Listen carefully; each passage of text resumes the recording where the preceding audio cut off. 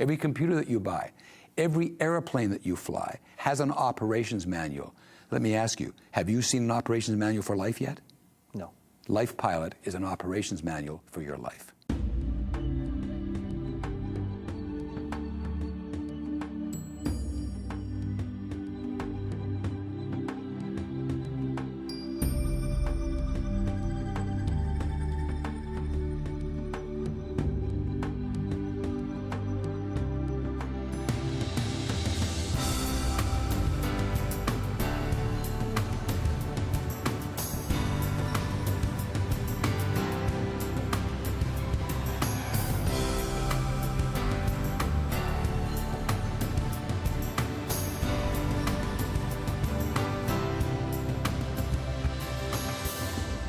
LifePilot started, Al, I guess in my mind, almost 40 years ago, when I attended a business meeting in Hawaii, and I was introduced to the concept of setting your values before you set your goals.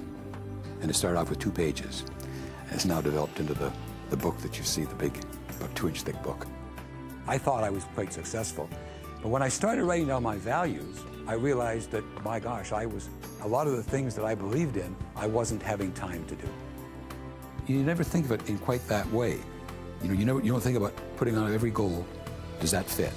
Does every single goal fit one of my core values? When you violate your values and you behave in contradiction to your own values, then you have 2 conflicting attitudes in your mind. For example, if a value of yours was family, and you had a job that never lets you spend time with your family, you've got 2 conflicting situations. What's that cause for you? Stress.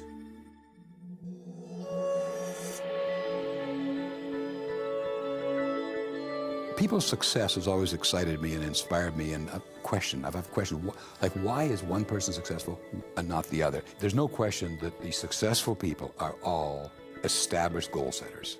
There was a Harvard study done some time ago of the classes that graduated from Harvard, and of the 2% of the class who wrote down their goals, they had 80% of the net worth of the whole class 20 years later.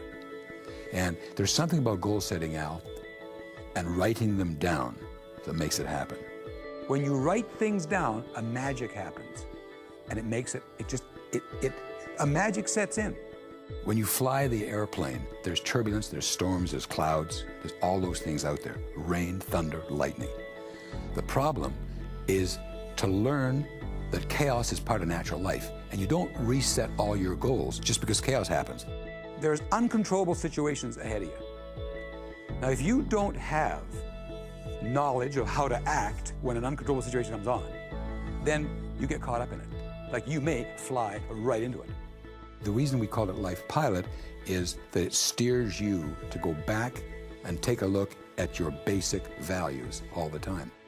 What we're going to talk a lot about is navigation and piloting to keep away from those storms. In the class, we talk about an epiphany. An epiphany is a moment where you kind of get a higher level of intelligence. You have a breakthrough, and things just get easier on another level. Well, that's what LifePilot does. You actually have the opportunity to have an epiphany. Your LifePilot is your operations manual, it's your action plan. This is just your action. If any of you are going to business or in business, what's the first thing you want to have is a business plan. The first thing you ask for is a business plan. Why wouldn't you have a business plan for your life? You don't impose, there's no morality, there's no what you have to do, what you don't have to do. LifePilot is about what you want to do, what you dream of doing, what you want to become. When people come to take LifePilot, if they break through, and they seem to be breaking through, they can have an epiphany and change their entire lives. The dad comes home, he was beat up from work and he was tired. And he sat kind of exhausted and he collapsed in his chair. Daddy, read me a story. You know how kids are. No, let me relax for a bit. Daddy, read me a story. He says, okay. And he looked down, there was a magazine there. And there was a map of the world in the magazine. It said a sort of map of the world. He gives it to the little boy and he said, look, I tell you what. He ripped it all up into pieces. He said, you put this together.